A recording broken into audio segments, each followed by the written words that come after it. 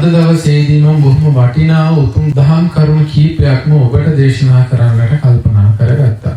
පින්වතුනි, ඔබ දන්නවා අනුරුද්ධ මහරහතන් වහන්සේ. කවුද පින්වතුනි අනුරුද්ධ මහරහතන් වහන්සේ කියන්නේ? පින්වතුනි, සුද්ධෝදන රජතුමාගේ සහෝදරයා, අමිතෝදන රජතුමාගේ දෙවෙනි පුතුණුවා.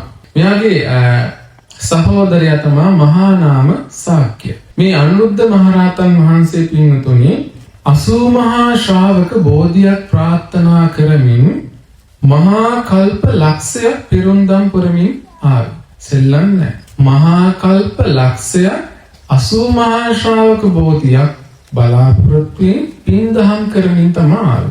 මොකද්ද මේ 80 මහා ශ්‍රාවක බෝධි කියන්නේ? පින්වතුනි, 80 මහා ශ්‍රාවක බෝධීන් වහන්සේලා කියන්නේ අපභාග්‍යවත් වූ අරහත් වූ ලෝතුරා බුදුරජාණන් වහන්සේට පසුව එක් එක් අංශවලින් ආධ්‍යාත්මික වශයෙන් විවිධ හැකියාවන් වල උපරිමයට ගියපු උදවිය.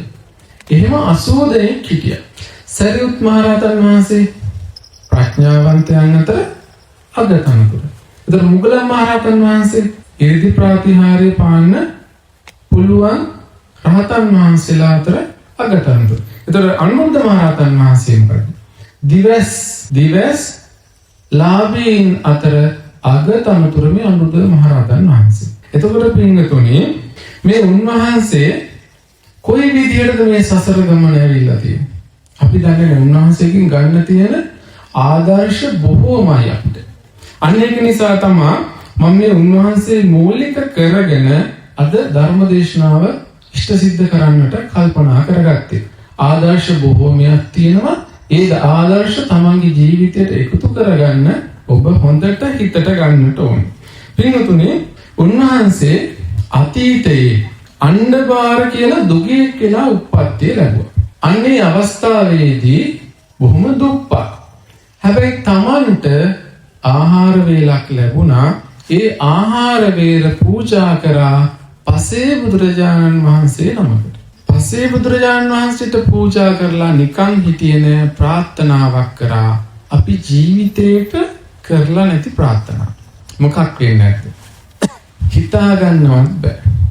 උන්වහන්සේ කරපු ප්‍රාර්ථනාව තමයි පින්වතුනි, මේ කරපු පින නිසා සසර වසනතුරු මට නෑ බෑ කියන රළු වචනය නොඇසේවා කියලා ප්‍රාර්ථනා කරා. ඔන්න හිතලා බලන්න.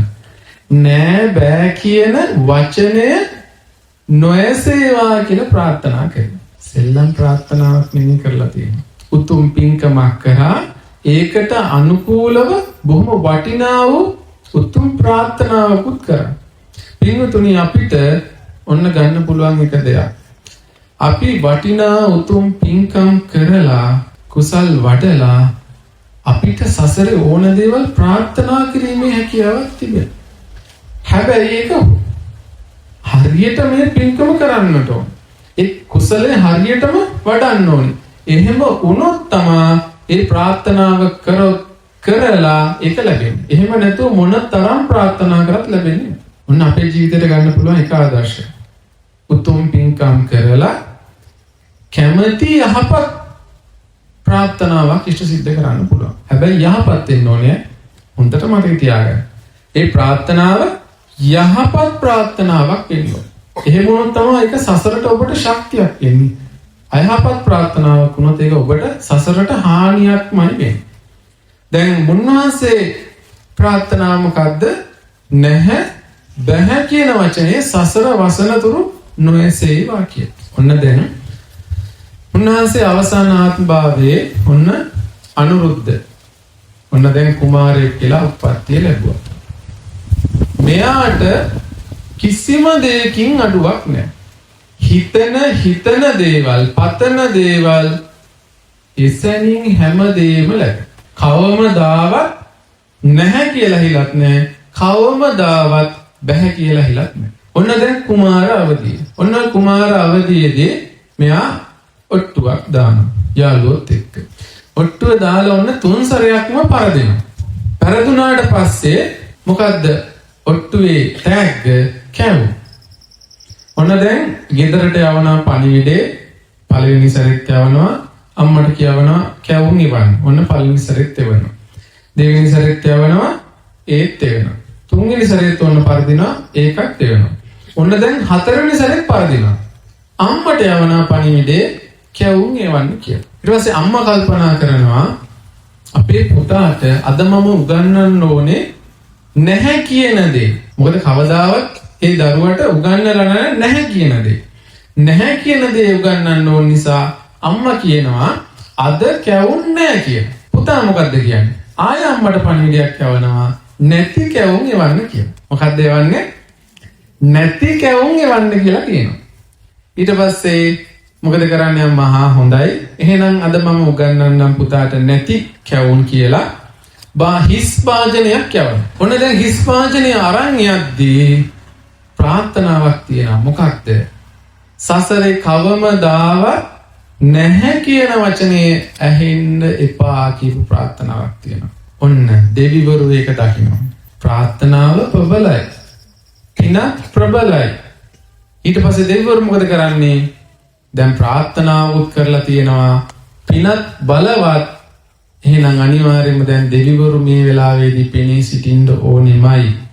මොකද කරන්නේ? අර හිස් වාජනය කැවුම් වලින් පුරවන දිව්‍ය කැවුම් වලින්. නිකන් කැවුම් වලින් නෙමෙයි දිව්‍ය කැවුම් වලින් පුරවනවා. ඊට පස්සේ ඔන්න දැන් අරගෙන යනවා කැවුම් පෙට්ටිය අරිනවා කැවුම් වාජනය අරිනවා මුළු පලාතම සුවඳ ගන්නවා.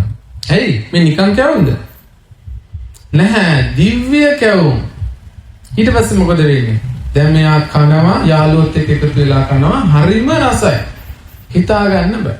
මෙයා ගෙදර යනවා. ගෙදර ගිහිල්ලා කියනවා අම්මට අම්මා මට ආදරේ නෑ නේද කියලා. ඇයි කියලා අහනවා. අම්මා මට ආදරේ නම් ඇයි මේ නැති කැවුම් මට අද විතරක් දුන්නේ මෙච්චර කල් නොදී හිටියේ කියලා. ඊට පස්සේ අම්මා දැන් පුදුම වෙනවා. මොකද්ද මේ වුනේ කියලා. අම්මා අහනවා සේවකයන්ගෙන් මොකක්ද සිද්ධ වුනේ කියලා. ඊට පස්සේ සේවකයෝ කියනවා මොකක්ද මේ සිද්ධ වුනේ කියලා. අම්මටත් හිතා ගන්න බෑ. අම්මා කියනවා නෑ පුතේ මං පුතාට මගේ පණටත් වැඩි ආදරේ කියලා. අම්මලා එහෙමන්නේ. අම්මලා තමන්ගේ දරුවන්ට පණටත් වැඩි ආදරේ. අන්න ඒ වගේ මේ අම්මත් කියන මම පණටත් වැඩි මගේ පුතාට ආදරේ කියලා. දැන් සිද්ධිය දැනගන්නවා. ඔන්න දැන් පුතා හැමදාම සෙල්ලම් කරනවා, ඔට්ටු දානවා. ඔන්න දැන් ගෙදරට පණිවිඩය යවනවා කැවුම් එවන්න කියලා. අම්මා මොකද කරන්නේ? එවන පණිවිඩය මොකද්ද? නැති කැවුම් එවන්න කියලා. අලුත් නමක් ඕනේ නැති කැවුම්. ඊට පස්සේ මොකද කරන්නේ? අම්මා මොකද කරන්නේ? අම්මා ගෙදරින් හිස් වාජනය යවනවා. මගදී දෙවිවරු වාජනය දිව්‍ය කැවුම් වලින් පුරවනවා. දරුවෝ ටික එකතු වෙලා දිව්‍ය කැවුම් අනුභව කරනවා. ඔන්න නැති කැවුම් පහළ වුණා. ඇයි හේතුව? නැහැයි බැහැයි කියන වචනේ සසරේ කවමදාවත් ඇහෙන්න එපා කියලා ප්‍රාර්ථනාවක් කරලා තිබුණා. ඒක නිසා කවමදාවත් ඇහෙන්නේ නැහැ මේ නැහැයි බැහැයි කියන වචන. ඔයගොල්ලන්ටත් එහෙම නැති කැවුම් එහෙම කාලා තියෙනවද? කාලා තියෙනවද නැති කැවුම්? අපිට ඉපදුන දවසේ ඉඳලා අපිට ඇහෙන්න තියෙන මොනවද? දාණ්ඩොද්ද මහරහතන් වහන්සේ නෑ බෑ වචනේ ඇහිලා නෑ. අපිට ඒකේ මොකද? අනිත් පැත්ත හැමදාම ඇහෙන්නේ මොකද්ද? නෑ බෑ නෑ බෑ. ඔච්චරමයි ඇහෙන්නේ අපි. මොකක්ද හේතුව? එහෙනම් හිතලා බලන්න අපි තමන් සසරේ දන් දීලා තියෙන ආකාරය ගැන අපිට හිතා ගන්න පුළුවන්. තමන් සසරේ දන් දීලා තියෙන ආකාරයට තමයි අපිට මේ හැම දෙයක්ම ලැබෙන්නේ. එහෙනම් අපි කොච්චර ගොඩක් පිටිපස්සෙන් දින්නේ කියලා හිතලා බලන්න. නේද? එහෙනම් අපි සසරේ දන් දීලා තියෙන ප්‍රමාණය කොච්චර අඩුද? එහෙම සසරේ දන් දුන්නත් ඔය වගේ ප්‍රාර්ථනාවල් අපි අතින් සිද්ධ වෙලා නැතුව ඇත. ඒකයි අපිට මෙච්චර නැහැයි බැහැයි කියන වචනේ උදේ ඉඳන් රාත්‍රිය වෙනකල් ඇහෙන. ඒක නෙමෙයි උදේ නැගිට මොහොතේ ඉඳන් රාත්‍රී නිින්දට යනතුරු මොකක්ද ඇහෙන්නේ? අරක නෑ මේක නෑ. ස්වාමියාට කොච්චර ඇහෙනවද ඔය වචනේ? ගෙදර ඉද්දි අර දේ නෑ මේ දේ නෑ නිදා ගන්න ගිය නිින්ද යන්න ඔන්න මෙන්න නිින්ද යනවා. නිින්ද යද්දිත් මොකක්ද ඇහෙන්නේ? අරක නෑ. උදේ නැගිට ගමන් මොකක්ද ඇහෙන්නේ? නැගිලා තාම මේ අඩ නිින්ද ඉන්නේ. මෙන්න ඒ දේ නෑ. එතකොට හිතලා බලන්නකෝ අපි සසරේ දෙයක් එකතු කරගෙන නැහැ. එහෙනම් අපි මේ දේ එකතු කරගන්න ඕනේ. අපේ අඩුවක් ඒ නිසා ඊළඟ භවයට හෝ ඒ දේ එහෙම නොවෙන්න අපි කටයුතු කරන්න ඕනේ. එහෙම නැතු වුණොත් ඊළඟ භවයේ නැකිට ගමන් නැහැ කියන එක තමයි.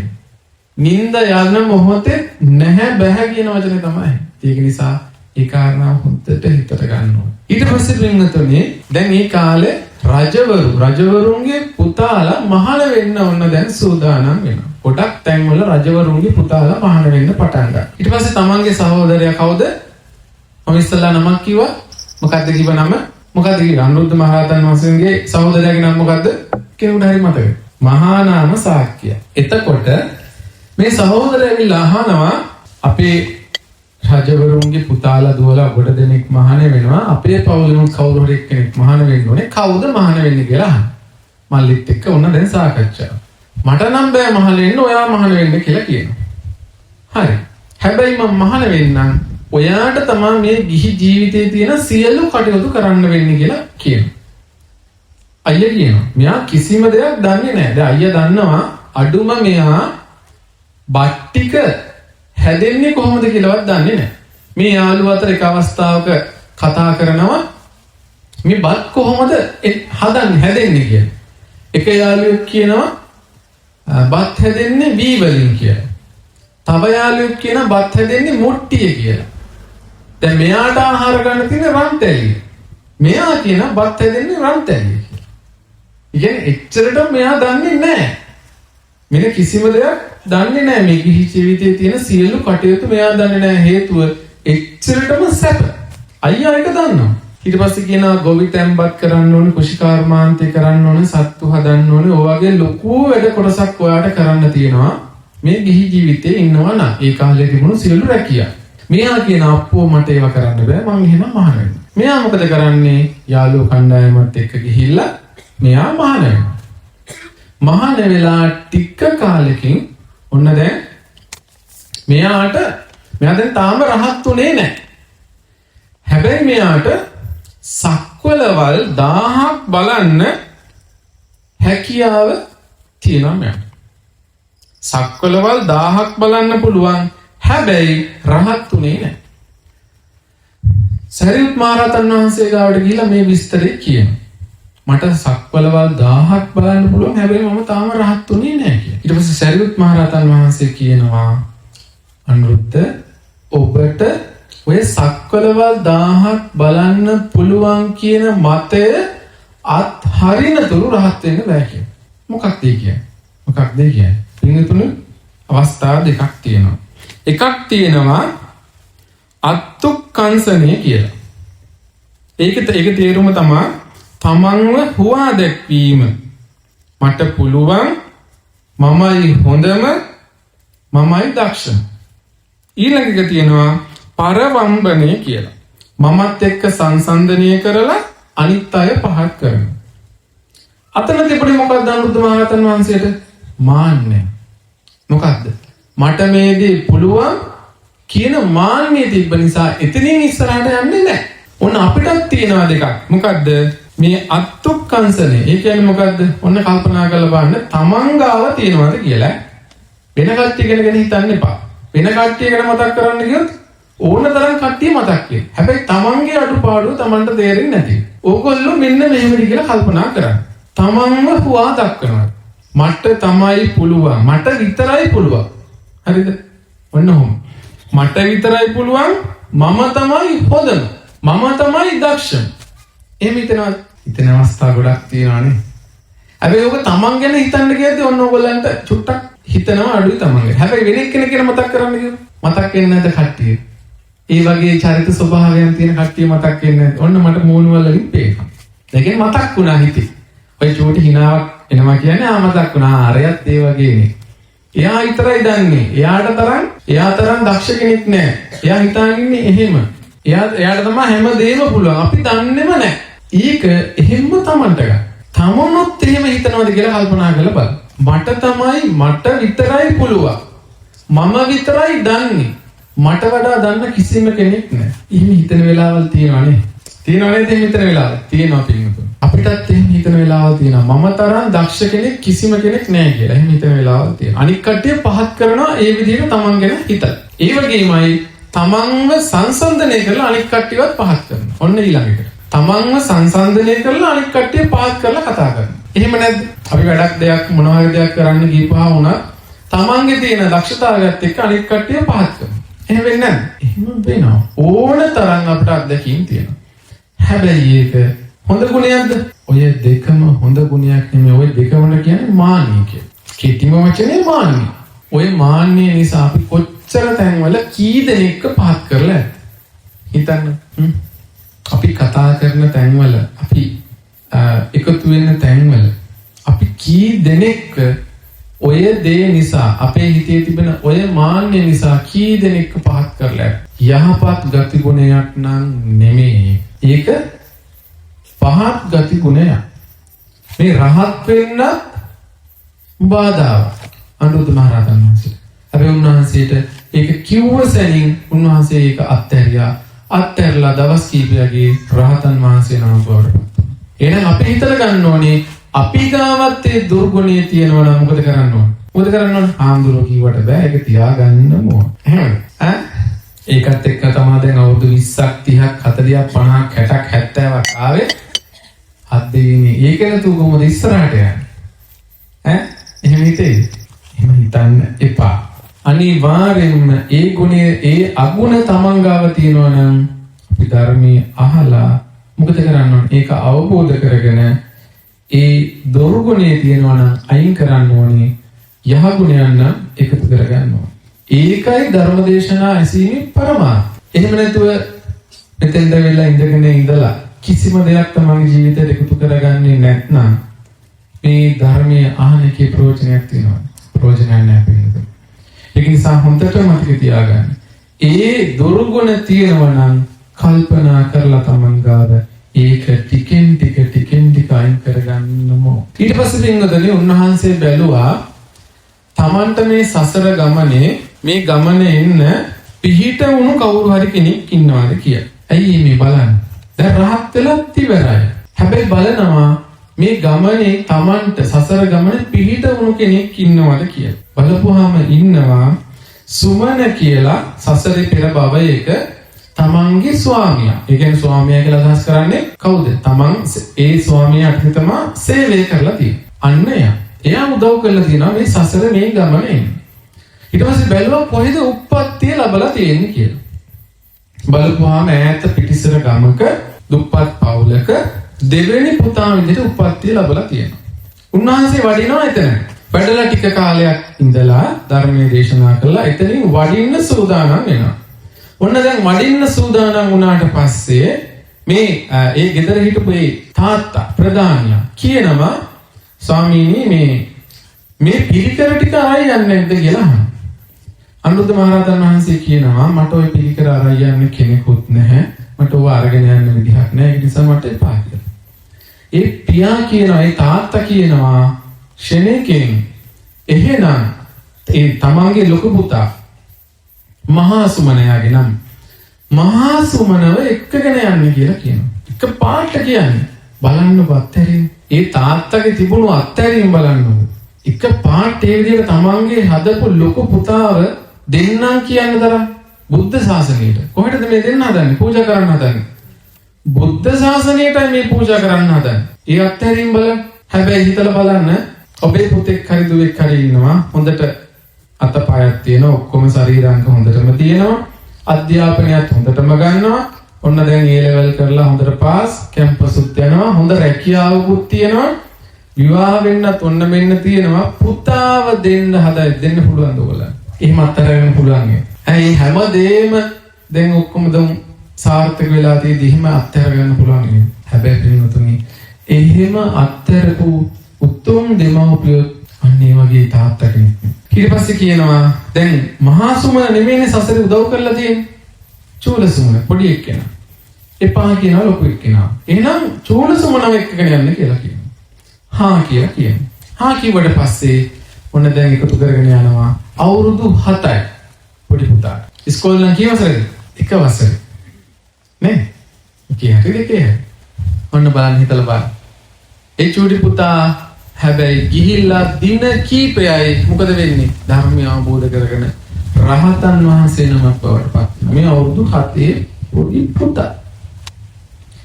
ඊට පස්සේ ඔහොම ටික දවසක් ඉද්දී අනුරුද්ධ මහ රහතන් වහන්සේ සක්මන් කර කර ආද්දී උන්වහන්සේට බඩේ කැක්කුමක් හැදෙනවා. බඩේ කැක්කුම හැදුනාට පස්සේ ඔන්න චුට්ටක් ඉඳ ගන්නවා. අහනවා ඇයි කියලා. කියනවා බඩේ කැක්කුමක් කියලා. ඊට පස්සේ අහනවා පොඩි උන්වහන්සේ වෙනදත් හැදෙනවද? ඔව්. හැදුනට පස්සේ ගන්න බෙහෙත මොකක්ද කියලා. බාහන ප්‍රඥාවන්ත අහන විදිය බාහන ප්‍රශ්නයක ඉස්සල්ලාම අහන්නේ වෙනදත් හැදෙනවා. ඔව් කියනවා. එහෙනම් හැදුනා නම් ඒ හැදුනට පස්සේ ගත්ත බෙහෙත මොකක්ද කියලා. ඊට පස්සේ කියනවා අනවතත්ත විලෙන් පෑන් ටිකක් බලඳපුවාම මට හොඳ වෙනවා කියලා. හොඳයි එහෙනම් මම එතනට ගිහිල්ලා ඒ විලෙන් පෑන් ටික අරගෙන එන්නම් කියලා කියනවා. ඊට පස්සේ කියන අනුරුද්ධ මහ රහතන් වහන්සේ එතන නාගරාජයෙක් ඉන්නවා. ඒ නාගරාජයාට කියන්න මට මේ පෑන් පූජා කරන්න අරන් ඉන්නේ. එතකොට ඔබට දෙයි කියලා කියනවා. ඊට පස්සේ මොකද කරන්නේ? මේ අවුරුදු 7 රහතන් වහන්සේ ඉරිදීන් අහසින් වඩිනවා ඒතන.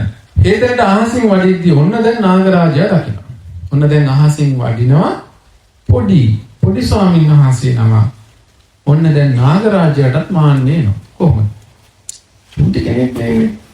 ඔන්න දැන් ගණන් ගන්නේ නැහැ. අපිටත් එනවනේ ඒ වගේ දේලා. දැන් නිකන් චුටි කෙනෙක් එනවා නම්, අය නිකන් වැදගත්කමකට නැති කෙනෙක් එනවා නම්, ටිකක් අර හරියට ඇඳුමක් ඇඳලා නැත්තම්, පිළිවෙලට කතා කරන්නේ නැත්තම් අපි නිකන් අර ගණන් ගන්න නැති ස්වභාවය තියෙනවනේ. අන්න ඒ විදිහට මේ නාගයටත් තාම මාන්නේ. මොකක්ද ඒ කියන්නේ? තමන් උසස්, මෙයා පහත්. තමන් උසස්, මෙයා පහත්. ඔන්න දැන් ආවා. මෙයා කල්පනා කරනවා දූවිලිත් මගේ හිසේද වට්ටගෙන එනවා දෙන්නේ නැහැ වතුර. අද දෙන්නම් වතුර කියලා ඔන්න හිතුවා. දන්නව අනිවාර්යයෙන් මේ වතුර වලට තමයි ආවි කියන්නේ.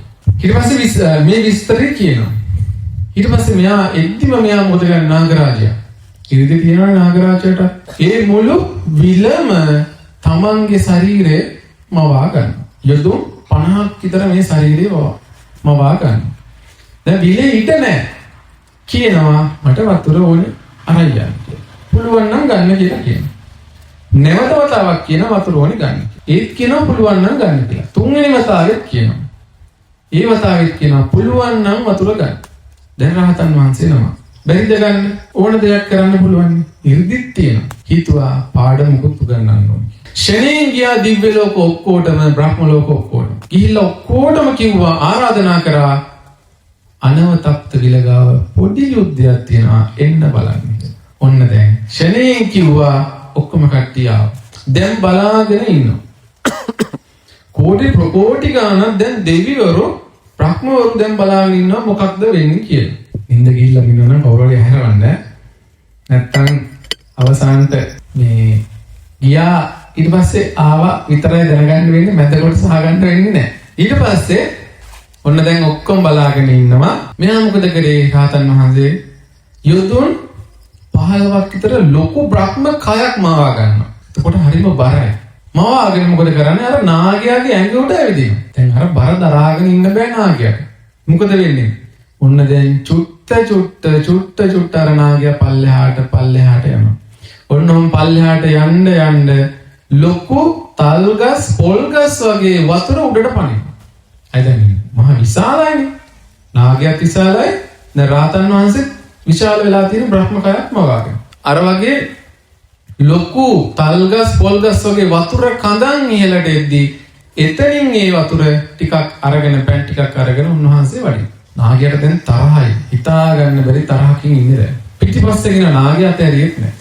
ගිහිල්ලා අනුරුද්ධ මහ රහතන් වහන්සේට පෑන් ටික පූජා කරලා වළඳන්න හදද්දිම නාගයාට ඇවිල්ලා කියනවා වළඳන්න එපා කැප නැහැ. ඊට පස්සේ අර පොඩි රහතන් වහන්සේ කියනවා අනුරුද්ධ මහ රහතන් වහන්සේ වළඳන්න කැපයි කියනවා. උන්වහන්සේ වළඳනවා. එතනත් පරාදයි නාගයා. දැන් තරහ මොකද දෙගුණ වෙලා. මෙයා කියනවා අනුරුද්ධ මහ රහතන් වහන්සේ ආයේ මේ පොඩි උන්වහන්සේ එතෙන්ට එවන්න එපා. එව්වොත් එහෙම මම උගුරෙන් අත දාලා මුළු ශරීරෙම කඩලා විනාශ කරනවා කියලා. එහෙම නැත්තම් උස්සලා පරසක්කල ගහනවා කියලා. කොයි පරසක්කලද? මේ අපේ සක්කල නෙවෙයි වෙන සක්කල. වෙන සක්කලක ගහනවා. එච්චරට තරහයි. ඊට පස්සේ අනුරුද්ධ මහරහතන් වහන්සේ කියනවා නාගරාජ ඔබ ඔහොම කිව්වට ඔබ දන්නවද මේ අවුරුදු 7 මේ පොඩි ස්වාමීන් වහන්සේ රහතන් වහන්සේගේ එක මයිලකටවත් ඔබට කරදර කරන්න බෑ කියලා. අන්න හිතලා බලන්න. උන්වහන්සේ කියනවා මේ පොඩි අවුරුදු 7 රහතන් වහන්සේගේ එක මයිලකටවත් ඔබට අතක්වත් තියන්න බෑ කියලා. එයි එච්චරටම බලවත්. මේ රහතන් වහන්සේ බලන්න දැනෙන දේ. එහෙම කියද්දි දැනෙන දේ හිතලා බලන්න. අච්චර විශාල 이르දි තියෙන නාග රාජයෙක්ට අතක්වත් තියන්න බෑ කියලා කියද්දි මේ උතුම් ධර්මයේ තියෙන වටිනාකම හිතලා බලන්න. අන්න ඒක නිසා තමයි පින්මුතේ ඒ ගාථා පාඨය මම අද ධර්ම දේශනාව මුලින්ම සඳහන් කරපු ගාථා පාඨය මොකක්ද? යෝ හරෝ දාරෝ බික්ඛු යුඤ්ජති බුද්ධ ශාසනේ යෝ ඉමන් ලෝකං පබාසේති අබ්භා මුත්තෝ වචන්තිමා. මොකක්ද ඒකේ තේරුම? යම් ලදුර භික්ෂුවක් මේ ශාසනයේ හරියට යෙදෙනවා නම් ඔහු මේ ලෝකේ ප්‍රභාෂර කෙනෙක් වලාකුලෙන් මිදුණු හඳක් වගේ බබලනවා කියන එක තමයි කිය අදහස. දැන් හිතලා බලන්න වලාකුලක් වගේ බබළුවේ නැද්ද කියලා? වලාකුලෙන් මිදුණු හඳක් වගේ බබළුවේ නැද්ද කියලා? ඒ මොකක්ද මේ? මේ උතුම් ධර්මයේ තිබෙන වටිනාකමයි පින්වතුනි. මේක භික්ෂුන් වහන්සේලාට විතරක් නෙමෙයි. භික්ෂු භික්ෂුණී උපාසක උපාසිකා කියන මේ 4 කොටසටම අදාළයි මේ උතුම් ධර්මය. එච්චරටම අපි සියලු දෙනාටම වටිනාකමක් තියෙන දෙයක් තමයි පින්වතුනි මේ උතුම් ධර්මයේ කියලා කියන්නේ. මේ උතුම් ධර්මයේ නැත්තම් මම ඔබට හැමදාම මතක් කරනවා. නිකන් හිතන්න ඔබගේ හිතට දැනෙන සිතුවිලිත් එක්ක අද ඔබ කොතනද ඉන්නේ කියලා මේ ධර්මයේ ඔබේ ජීවිතේට චුට්ටක් හරි එකතු වෙලා නැත්තම්. අද මෙතන ඉඳී නෑ. ඔබ මෙතනින් ඉන්න එක්කෙනෙක්වත් අද මෙතන නෑ පින්වතුනි. ඔබට ධර්මයෙන් බිදක් හරි ජීවිතේට එකතු වෙලා නැත්නම්. ඒ එකතු වෙච්ච නිසාමයි ඔබ අද මේ විදිහට හරි යහපත් වෙලා. එහෙම නැත්නම් හිතට එන සිතුවිලි හිතන්න නේ. අපිට හිතට එන සිතුවිලි හැමදේම අපි කරා නම් අද අපි කොහෙද ඉන්නේ කියලා අපිවත් දන්නේ නැහැ. හැබැයි මේ හැමතැනම අපි වැළකුනේ කුමක් නිසාද? මේ උතුම් ධර්මයේ නිසාමයි. වෙන කිසිම දෙයක් හින්දා නෙමෙයි පින්නතුනි. එතකොට එම කතාවේ මොකක්ද ගන්න තියෙන්නේ? දැන් මේ සසරේ එක අවස්ථාවක උදව් කරපු කෙනෙක්ට තමයි මේ අනුරුද්ධ මහරහතන් වහන්සේ උදව් කරලා රහත් භාවයට පවාපත් කරේ. පිළිගතින් බුදුරජාණන් වහන්සේ දේශනා කරනවා අපේ ජීවිතේ අපිට එක වතුර වීදුරුවක් හරි දීලා කවුරු හරි කෙනෙක් ඉන්නවා නම් ඒ කෙනාව අමතක කරන්න එපා කියලා. කෙලෙහි ගුණ සැලකීම ඔන්න බලන්න. ඒක නෙමෙයි දායක. කෙලෙහි ගුණ සැලකීම නෙමෙයිද මේ අනුරුද්ධ මහරහතන් වහන්සේගේ මේ කතාව තුළින් අපිට ගන්න තියෙන දේ. උන්වහන්සේ බුදුරජාණන් වහන්සේ කියන්නේ එක වතුර වීදුරුවක් අපිට දීලා තියෙනවා නම් ඒක අමතක කරන්න එපා කියලා. සරල දෙයක් නේ වතුර වීදුරුවක් කියන්නේ. එහෙනම් හිතලා බලන්න. අපේ ජීවිතේ අපිට උදව් උපකාර කරපු කට්ටිය කොච්චර ඉන්නවා. නිකන් කල්පනා කරලා බලන්න. ඉස්සල්ලාම අම්මා තාත්තා පිළිතුරු අපි වෙනුවෙන් කොච්චර දේවල් කළා තියෙනවා. අම්මා තාත්තා පොඩි කාලේ ඉඳන් අපිව හදන්න ඒ වෙච්ච මහන්සිය වචනයෙන් කියලා නිම කරන්න පුළුවන්. තාත්තා කොච්චර දුක් විඳද හම්බ කරන්න. දරුවෝ හදන්න.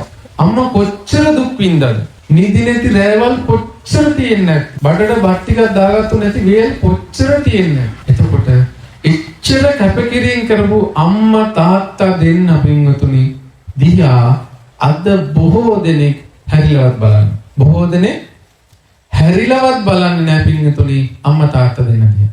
ඇයි ඒකට හේතුව? අමතක කරලා හිතනවා අම්මට මාසෙකට සැරයක් ඔය රුපියල් 5000 කරේ 10000 කරේ බඩු ටිකක් ගිහිල්ලා දෙනවා. හරි යුතුයකම ඉවරයි.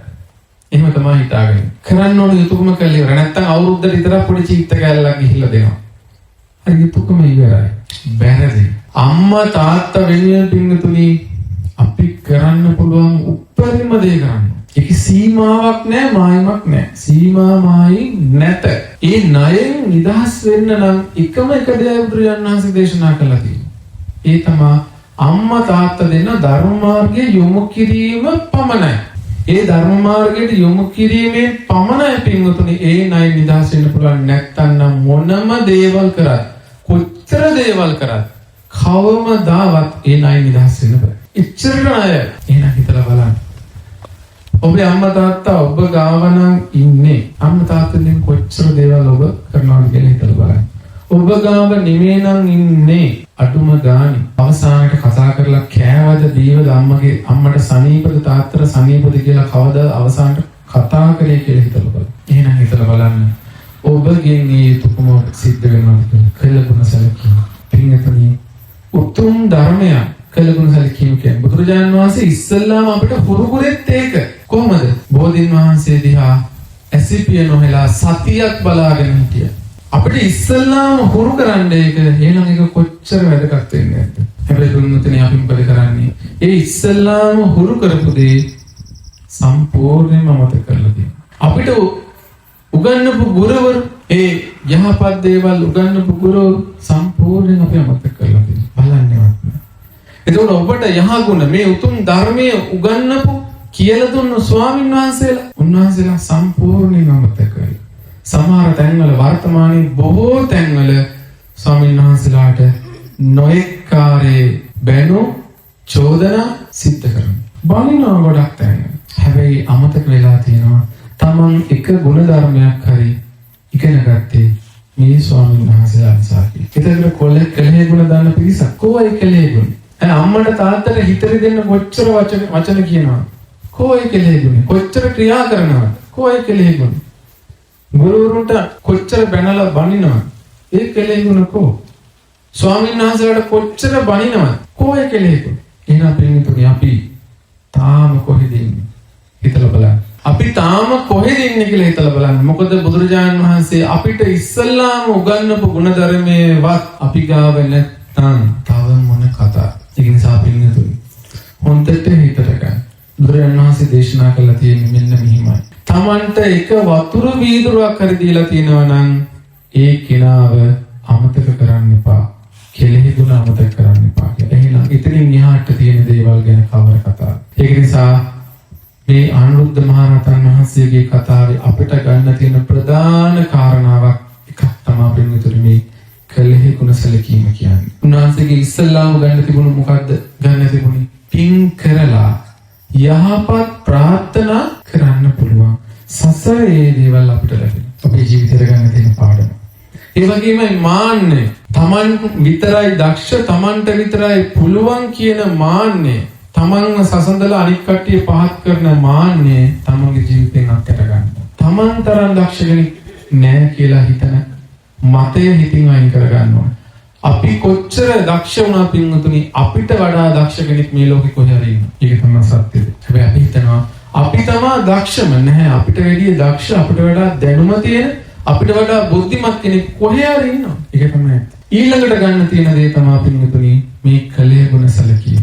ඉතින් මේ උතුම් ගුණ ධර්ම පින්වතුනි අපේ ජීවිතයට එකතු කරගන්න හොඳ කතාවක් තමයි මේ අනුරුද්ධ මහරහතන් වහන්සේගේ කතාව. මේ දේවල් අහලා මේ එතනින් ගේට්ටුවෙන් එළියට යද්දිම අමතක කරලා නම් යන්නේ අද මේ ධර්ම දේශනාවට ඇවිල්ලා මෙච්චර වෙලාවක් ඉඳගෙන හිටපේකේ ප්‍රයෝජනයක් නැහැ. හැබැයි ඔය ගුණ ධර්ම වලින් එක ගුණ ධර්මයක් හරි ඔබට ඔබේ ජීවිතයට එකතු කරගන්න පුළුවන් නම් පින්තුනේ ඔබ ජයග්‍රහණය කරලා තියෙනවා. ඔබ දිනලා තියෙනවා. ඔබගේ අර ප්‍රාර්ථනා සියල්ල ඉෂ්ට වෙන කාරණාවක් බවට මේ හේතුවක් බවට පත් වෙනවා පින්තුනේ.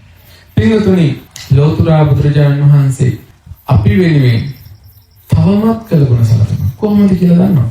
මේ කළගුණ සැලකීම හරි පුදුම දෙයක්. කොහොමද? පින්වතුනි උන්වහන්සේ මහා කල්ප අසංඛ්‍ය 4යි කල්ප 4ක් තමන්ට ලැබුණු නිවන අත්හැරිය අපි වෙනුවෙන්. මහා කල්ප 4යි අසංඛ්‍ය කල්ප. හිතා ගන්න බෑ මේ කාලේ. මේ කාලේ නිවන අත්හැරි අපි වෙනුවෙන්. කියන්නේ උන්වහන්සේ නිවන් දකින්න තිබුණා. හැබැයි අත්හැරලා බුදු බව ප්‍රාර්ථනා කරා. බුදුනේ කවුරු වෙන්නේද? අපි වෙන්නේ. එතකොට මේ කාලය තුල Tamanට මේ ගමනේ ඉන්න උදව් උපකාර කරපු පිරිසට නිවන් දකින්නත් පින් කරගන්නත් තමයි පින්වතුනි අවුරුදු 45ක් ධර්මයේ දේශනා කරත් අවුරුදු 5000ක් දක්වා මේ ධර්මය රැකිලා තියෙන්නේ අර කාලය තුල තමන්ට උපකාර කරපු උදවියට නිවන් දකින්නත් පින් රැස් කරගන්නත් අවස්ථාව උදා කරලා දෙන්නයි පින්වතුනි. ඔන්න හිතලා බලන්න. බලන්නේ වටිනා කරුණ. අපි අහලවත් තිබ්බත් අවුරුදු 5000ක් අපි දන්නවද තියෙනවා කියලා. හැබැයි මොකක් නිසාද මේ තියෙන්නේ? අර සසරේ උදව් උපකාර කරපු උදවියට පින් රැස් කරගන්න අවස්ථාව උදා කරලා දෙන්න තමයි අවුරුදු 5000ක් යනතුරු මේ උතුම් බුද්ධ ශාසනය රැකේවා කියලා බුදුරජාණන් වහන්සේ අදිෂ්ඨාන කළගුණ සැලකීම. හැම තැනම තියෙන්නේ බලන්න මොකක්ද කියලා.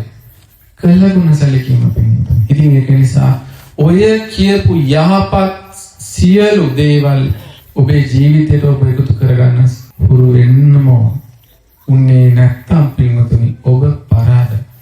මොකද පින්වතුනි අද කළ යුතු දේ අද කළ යුතු යහපත් දේ අදම කළ යුතුයි. මොකද හෙට නැරෙයිද කියලා අපි දන්නේ නැහැ.